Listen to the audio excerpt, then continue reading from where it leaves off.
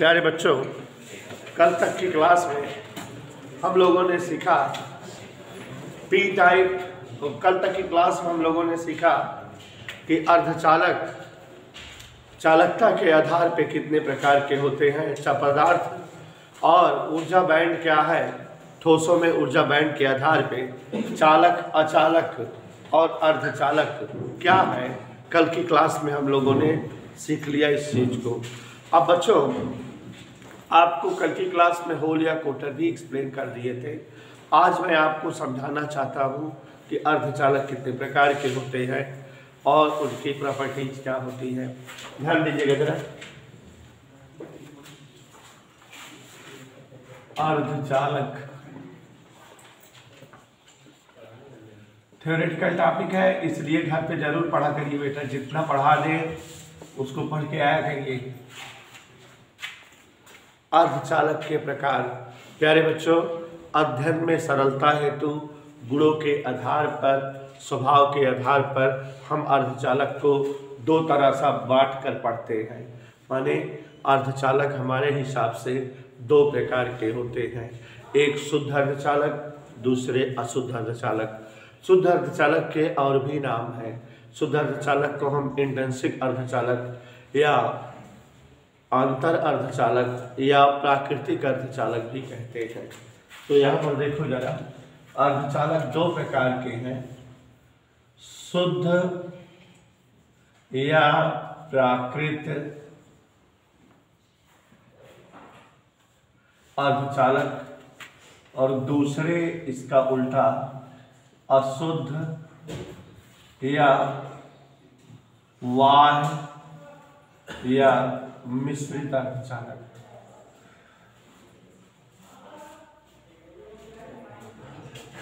कृत्रिम अर्धचालक भी कह सकते हो। और इन्हें आंतर अर्धचालक कहा जाता है। इनकी अंग्रेजी इंट्रिंसिक और इसकी एक्सट्रिंसिक, ये ऐसे, ठीक है। तो अर्धचालक दो प्रकार के होते हैं, शुद्ध या प्राकृत या आंतर अर्धचालक और दूसरे हैं अशुद्ध या बाह्य या कृत्रिम अर्धचालक। तो प्यारे बच्चों, गुणों के आधार पर अर्धचालकों का वर्गीकरण हुआ है। तो इन अर्धचालकों के बारे में समझो क्या है ये, कैसे आप इनको जानोगे। ऐसे सभी अर्धचालक जो प्रकृति में स्वतः पाए जाए, जो प्रकृति में खुद पाए जाते हों, वे अर्धचालक शुद्ध अर्धचालक या प्राकृतिक अर्धचालक या आंतर अर्धचालक कहलाते हैं। और इस प्रकार के अर्धचालकों का पॉपुलर उदाहरण, लोकप्रिय उदाहरण सिलिकॉन और जर्मेनियम में चौथे समूह के तत्व हैं। तो अब जो है इनके बारे में आप बता लोगे कि ऐसे समस्त अर्धचालक जो प्रकृति में स्वतः पाए जाते हों, जो प्रकृति निर्मित हो, मानव निर्मित ना हो, वही अर्धचालक प्राकृतिक अर्धचालक या आंतर अर्धचालक या शुद्ध अर्धचालक कहलाते हैं।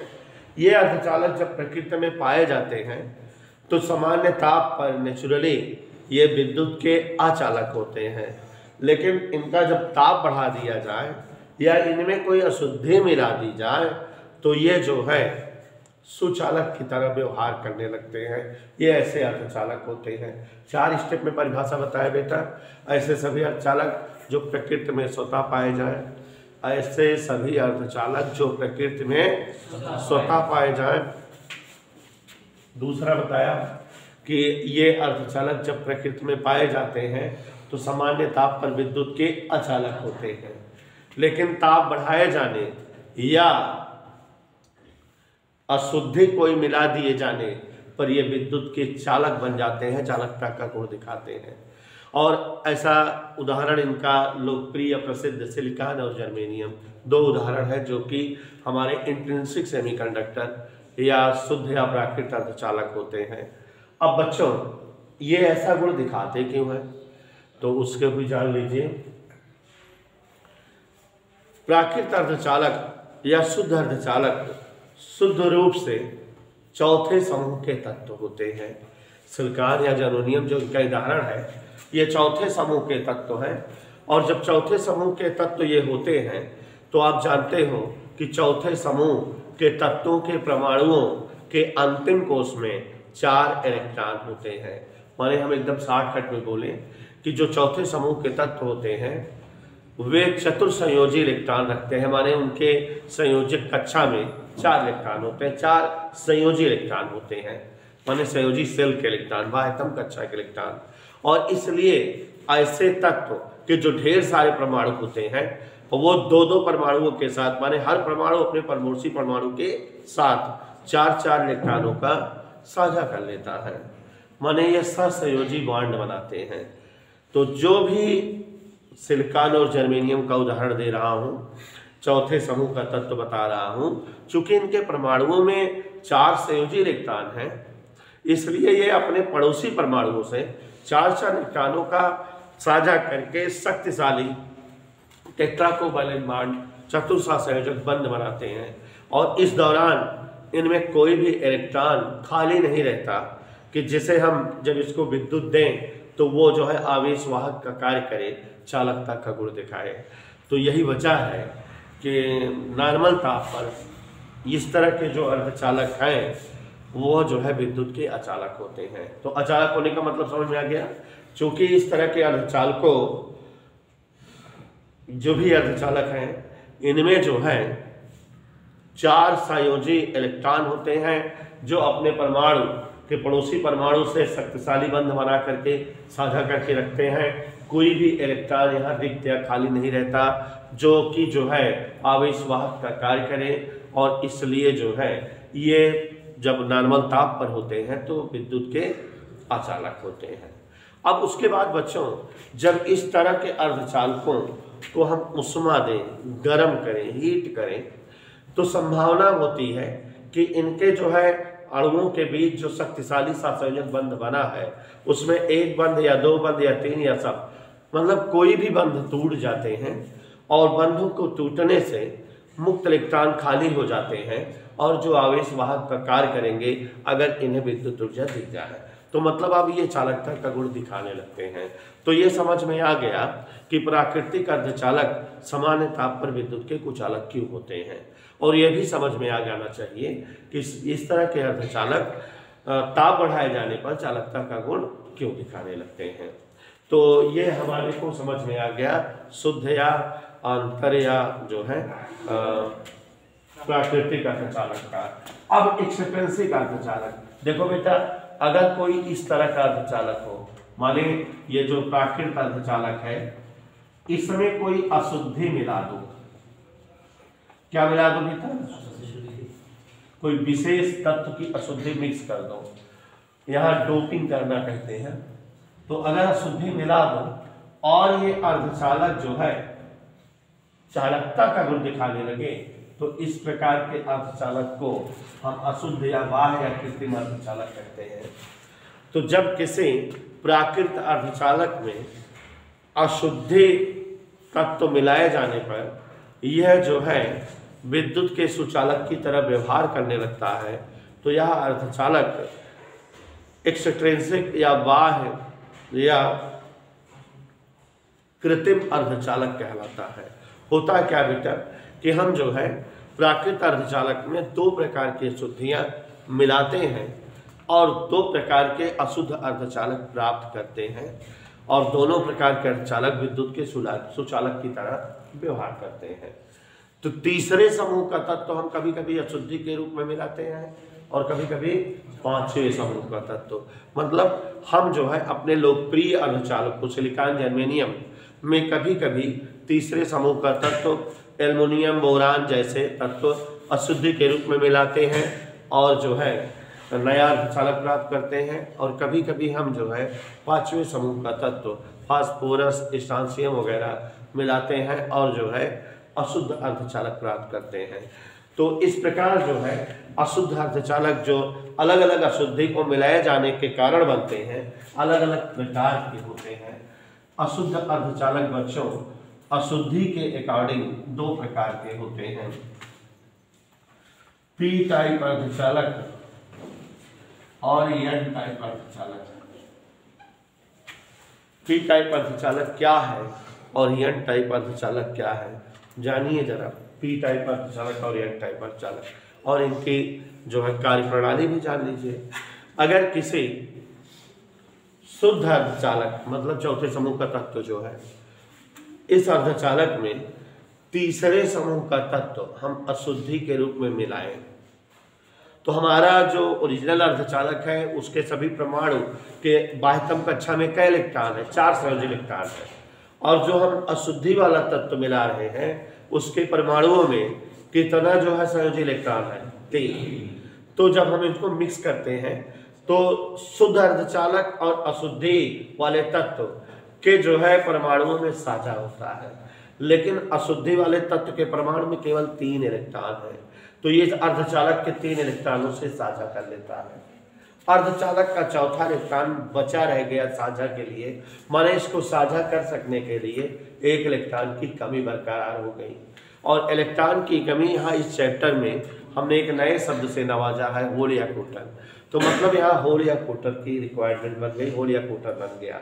तो यहाँ पर जो है ऐसे अर्धचालक होल या कोटर इनमें जो है अधिकतम संख्या में होते हैं, इनके बहुसंख्यक आवेश होल या कोटर होते हैं और इनमें धारा प्रवाह इन्हीं होल या कोटर के कारण प्रदर्शित होता है। ऐसे अर्धचालक हम जो है पी टाइप के अर्धचालक कहते हैं, जिनमें जो है ज्यादा से ज्यादा मात्रा में क्या भरे हुए हैं, होल। और यही होल किसका काम करते हैं, आवेशवाहक का काम करते हैं, और ये अर्धचालक जो है चालक की भांति व्यवहार करने लगता है। इधर क्लियर। अब किसी अर्धचालक में अगर हम 5वें समूह का तत्व अशुद्धि के रूप में मिलाएं तो जैसे हमें कि विदित है कि हमारा जो अर्धचालक है उसके परमाणुओं के अंतिम कोश में 4 इलेक्ट्रॉन है, और जो आप अशुद्धि वाला परमाणु मिलाए हो उसके अंतिम कोश में कुल कितने इलेक्ट्रॉन है, 5। तो 4 का 4 इलेक्ट्रॉनों से साझा हो गया और 5वां इलेक्ट्रॉन खाली रह गया, और यही आवेश वाहक का काम करेगा, यही इधर उधर ऊर्जा देने पर बहेगा।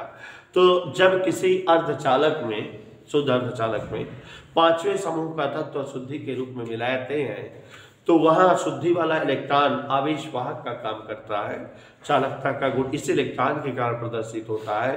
माने इस प्रकार बने अर्धचालक में इलेक्ट्रॉनों की संख्या अधिकतम होती है, माने इसका बहुसंख्यक आवेश इलेक्ट्रॉन होता है, और इलेक्ट्रॉन प्रवाह से ही इसमें धारा प्रवाह दिखती है। और इस तरह का अर्धचालक एन टाइप का अर्धचालक कहलाता है।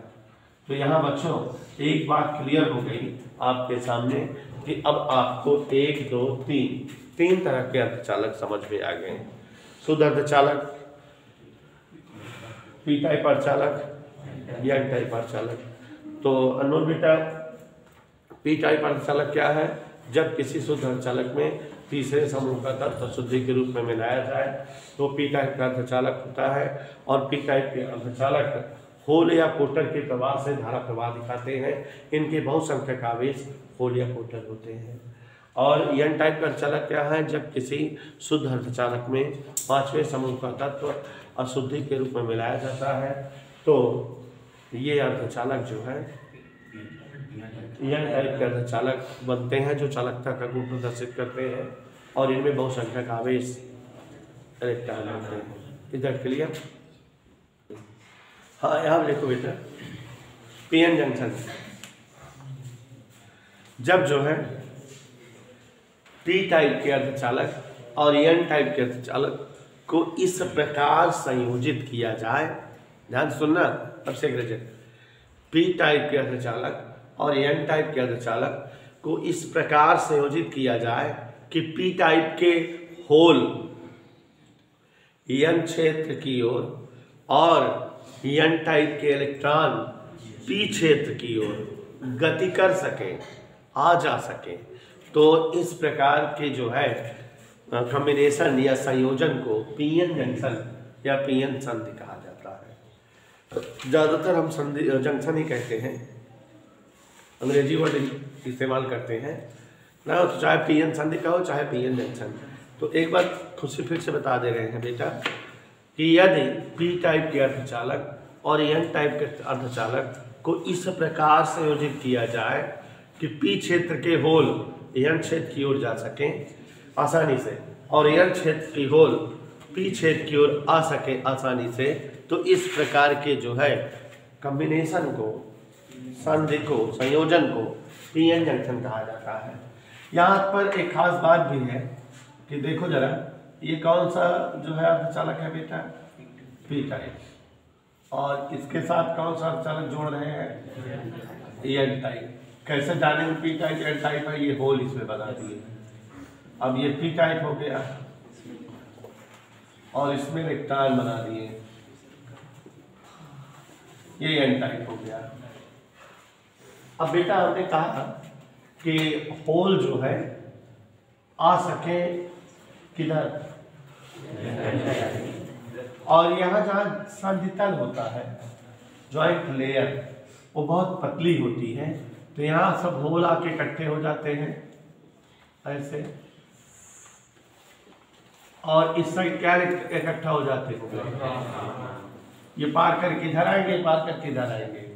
संधितल पर होल और इलेक्ट्रॉन मीन्स पी टाइप और एन टाइप के मेजॉरिटी चार्ज करेंगे, बहुसंख्यक आवेशों की अधिकता हो जाती है, सांद्रण बढ़ जाता है, और इन दोनों की स्थिति के कारण ये जो परत बनती है इसको डिफ्लेक्शन लेयर क्या कहते हैं? अवक्षय परत, जहां होल और इलेक्ट्रॉन इकट्ठा हो गए हैं, और इन दोनों के इकट्ठा होने के कारण यहाँ एक वोल्टेज क्रिएट हो जाता है, विभव बन जाता है, जिससे जो है बैरियर पोटेंशियल, विभव प्राचीर कहते हैं। क्या कहते हैं बेटा? Barrier potential. ठीक है, तो आप समझ गए कि जब पीएन जंक्शन बनता है तो दो तीन चीजें वहां पर हो जाती हैं कि जो पीएन जंक्शन की संधितल है, संधितल को अवक्षय परत कहते हैं, जहां पर होल और इलेक्ट्रॉनों का सांद्रण बहुत बढ़ गया है, और होल और इलेक्ट्रॉनों की उपस्थिति के कारण वहां एक विभव उत्पन्न हो जाता है, धन और ऋण के कारण। उस विभव को हम बैरियर पोटेंशियल, विभव प्राचीर कहते हैं। समझ आया? तो ये हमारा जो है बेटा पीएन जंक्शन है। अब अगर पीएन जंक्शन को किसी बैटरी से जोड़ दें, तो जब पीएन जंक्शन किसी बैटरी से जुड़ा होता है तो उसे हम बायस या अभिनति कहते हैं। क्या कहते हैं? बायस या अभिनति। तो अब यहाँ पर जो है अभिनति, अभिनति का मतलब है पीएन जंक्शन प्लस बैटरी। अगर हम पीएन जंक्शन को किसी बैटरी से संयोजित कर दें तो यह जो है संयोजन अभिनति, यह अंग्रेजी में बायस कहलाता है। चूंकि हम पीएन जंक्शन को बैटरी से दो प्रकार से जोड़ सकते हैं, इसलिए अभिनति या बायस दो प्रकार की होती है, अग्र अभिनति या फॉरवर्ड बायस, पश्च अभिनति या रिवर्स बायस। ठीक है, तो क्या होती है जान लीजिए, इनकी क्रियाविधि जानते रहेंगे अगर, वर्किंग प्रोसेस, तो वही आगे हर जगह यूज हो जाता है।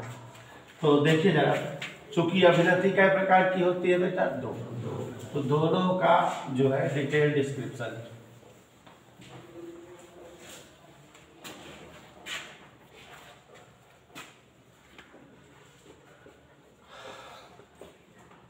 अग्र अभिनति, फॉरवर्ड बायस,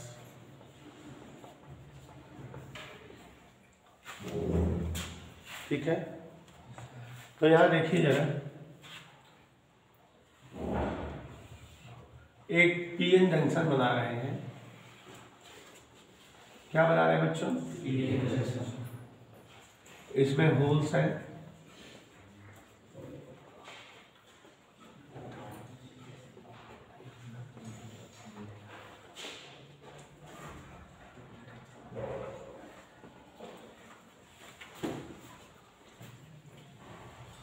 दिख रहा है?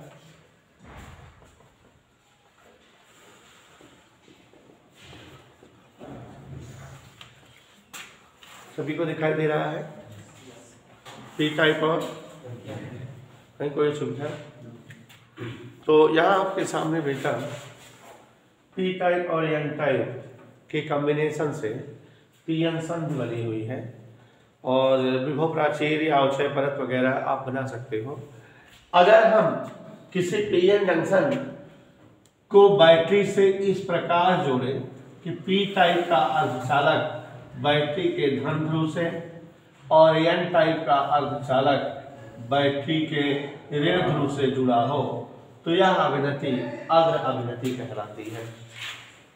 ध्यान से सुनिएगा, जब जो है किसी पीएन संधि को किसी बैटरी से इस प्रकार जोड़ें कि पी टाइप का अर्धचालक बैटरी के धन ध्रुव से एन टाइप का अर्धचालक बैटरी के ऋण ध्रुव से संयोजित हो तो यह जो है कॉम्बिनेशन या संयोजन या यह अभिनति अग्र अभिनति कहलाती है। क्रिया विधि समझो, और क्रिया विधि यहाँ पर थोड़ा बड़ी है। एक बार हम मेजॉरिटी चार्ज करेंगे माने बहुसंख्यक आवेश का वर्णन करेंगे और एक बार हम अल्पसंख्यक आवेश का भी डिस्क्रिप्शन करेंगे। ठीक है, तो देखो जरा, जब पीएन जंक्शन अगर अभिनति पर होती है तो पी टाइप के होल बैटरी के धन ध्रुव से जुड़े हैं पी क्षेत्र और एन क्षेत्र बैटरी के ऋण ध्रुव से जुड़ा है। हमारे जो होल्स हैं ये धन आवेश होते हैं और इनको आपने जोड़ा किससे? धन से। तो धन में धन का प्रतिकर्षण होगा, रिपल्सन। तो कोई भी होल बैटरी की ओर न आकर के इस बैटरी के धन विभव से प्रतिकर्षित होकर एन क्षेत्र की ओर गति करेगा। किधर की ओर गति करेगा? सिमिलरली एन क्षेत्र के जो इलेक्ट्रॉन है ऋण आवेश है और यहाँ एन क्षेत्र हमारा ऋण आवेश से टर्मिनल से बैटरी के जुड़ा भी है, तो ये सारे इलेक्ट्रॉन ऋण टर्मिनल का ऋण विभव के कारण प्रतिकर्षित होंगे और ये भी बैटरी की ओर ना आकर के इनका गमन पी क्षेत्र की ओर होगा। तो ये पी क्षेत्र की ओर गति करेंगे ऐसे।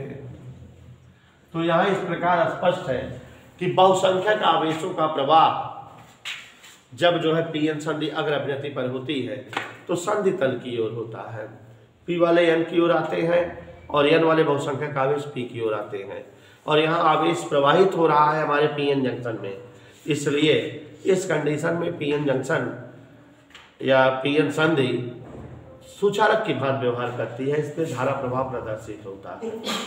इस कंडीशन में धारा प्रवाह प्रदर्शित होता है। Is that clear?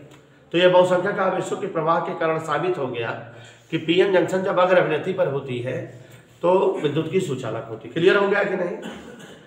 सारे जो है बहुसंख्यक आवेश संधितल की ओर आ रहे हैं, माने पी वाले एन की ओर एन वाले पी की ओर आ रहे हैं, माने उनमें आवेश प्रवाह दिख रहा है और ये आवेश वाहक धारा प्रवाह दिखाएंगे, माने जो है विद्युत इसमें प्रवाहित होगी।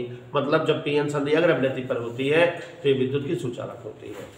अब अगर जो है संधितल पर होल और इलेक्ट्रॉनों का सांद्रण ज्यादा हो गए, क्योंकि बहुत सारे होल और बहुत सारे इलेक्ट्रॉन आके इकट्ठे हो गए, अगर कोई होल या कोई इलेक्ट्रॉन आपस में जुड़ जाए, संयोग कर जाए, तो वे दोनों एक दूसरे को क्या कर देंगे? निरस्त कर देंगे और अस्तित्व खत्म कर देंगे। और इस प्रकार जो है आपके इस पीएन जंक्शन में एक होल और एक इलेक्ट्रॉन की कमी बन जाएगी। और जब एक होल और इलेक्ट्रॉन की कमी बन जाएगी तो इस पी क्षेत्र में इसके अर्धचालक का एक सहसंयोजक बंध टूट जाएगा। सहसंयोजक बंध जब पी क्षेत्र में टूटेगा तो क्या क्या मुक्त होंगे? होल मुक्त होंगे और इलेक्ट्रॉन। और होल तो यहाँ पर उपस्थित हो गए, संधि की ओर जाने लगेंगे, होल की कमी समाप्त हो गई। लेकिन यहाँ जो इलेक्ट्रॉन बना है, मतलब इस पी टाइप के अर्धचालक का जो अल्पसंख्यक आवेश है इलेक्ट्रॉन, चूंकि ये पी क्षेत्र बैटरी के धन ध्रुव से जुड़ा हुआ है तो इलेक्ट्रॉन यहाँ जो है बैटरी के धन ध्रुव की ओर आकर्षित होने लगेगा। माने इलेक्ट्रॉन ऐसे चलने लगेगा बैटरी के धन ध्रुव की ओर। आप जानते हैं इलेक्ट्रॉन के प्रवाह के विपरीत दिशा में धारा बहती है, तो धारा हमारे अर्धचालक में बहने लगेगी, माने सुचालक हो जाएगा और ये इलेक्ट्रॉन आकर के धन ध्रुव में समाप्त हो जाएगा और ऋण ध्रुव से तुरंत एक इलेक्ट्रॉन उत्पन्न होगा और वो निकल करके आके जो है एन क्षेत्र में बैठ जाएगा, इलेक्ट्रॉन की कमी पूरी कर देगा। अब यहाँ इलेक्ट्रॉन ऐसे जा रहा था तो हमारी जहाँ है धारा इस तरह प्रवाहित होगी, तो धारा जो है पीएन जंक्शन में बहते हुए दिखेगी बहुसंख्यक आवेशों के कारण भी और अल्पसंख्यक आवेशों के प्रवाह से भी। और इस तरह से जो है जब पीएन संधि अग्र अभिनति पर होती है तो ये विद्युत की सुचालक होती है।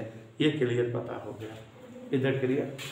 अब पश्च अभिनति या रिवर्स बायस क्या है? पश्च अभिनति या रिवर्स बायस, जब किसी पीएन जंक्शन को किसी बैटरी से इस प्रकार जोड़ें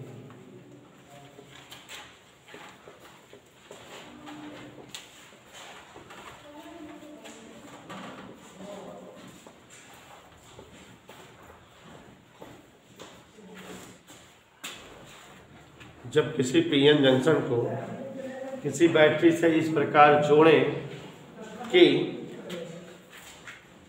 पी टाइप का अर्धचालक बैटरी के ऋण ध्रुव से और यह क्षेत्र जो है बैटरी के धन ध्रुव से जुड़ा हो, तो इसे हम पीएन संधि पश्च अभिनति कहते हैं।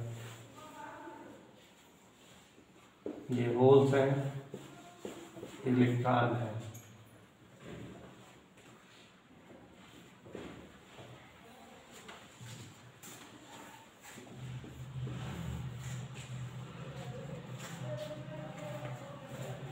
जब जो है पीएन संधि किसी बैटरी से इस प्रकार जुड़ी हो कि पी क्षेत्र बैटरी के ऋण ध्रुव से और यह क्षेत्र बैटरी के, तो यह जो है संधि रिवर्स बायस या पश्च अभिनति या उत्क्रम अभिनति पर कही जाती है। अब यहाँ बेटा देख लो, चूंकि पी क्षेत्र हमारा जो है बैटरी के ऋण ध्रुव से जुड़ा हुआ है, तो इसलिए पी क्षेत्र के समस्त होल आकर्षित होंगे बैटरी के ऋण विभव की ओर, और इनका गमन किधर होगा? ये बैटरी के ऋण विभव की ओर आकर समाप्त होंगे। ठीक है, और ऐसे ही ये इलेक्ट्रॉन या क्षेत्र वाले बैटरी के धन ध्रुव की ओर आकर्षित होंगे और ये बैटरी के धन ध्रुव की ओर आएंगे। तो अब आपको इस तरह से समझ में आ रहा है कि जब पीएन संधि पश्च अभिनति पर होती है तो होल और इलेक्ट्रॉनों का प्रवाह बैटरी की ओर होता है। पीएन जंक्शन में होल और इलेक्ट्रॉनों का प्रवाह नहीं होता, और जब पीएन जंक्शन में होल और इलेक्ट्रॉनों का प्रवाह नहीं होता, इसका मतलब जो है ये हमारी विद्युत की अचालक की भांति व्यवहार करती है। इसमें जो है धारा प्रवाह नहीं प्राप्त होगा, नहीं दिखेगा। इधर क्लियर? तो समझ आया बेटा? तो इस तरह से आप लोगों ने देखा कि जब जो है पीएन जंक्शन या पीएन संधि अग्र अभिनति पर होती है तो विद्युत की सुचालक होती है, और जब पीएन संधि पश्च अभिनति पर होती है तो विद्युत की अचालक होती है।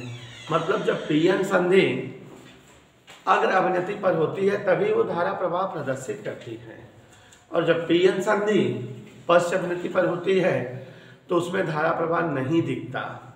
तो आपको बताना चाहूँगा बच्चों कि बहुत पहले एक चैप्टर हुआ करता था तापायनिक वाल्व, तो उसमें एडिसन प्रभाव वगैरह थॉमस अल्वा एडिसन ने खोजा था डायोड वाल्व, ट्रायोड वाल्व।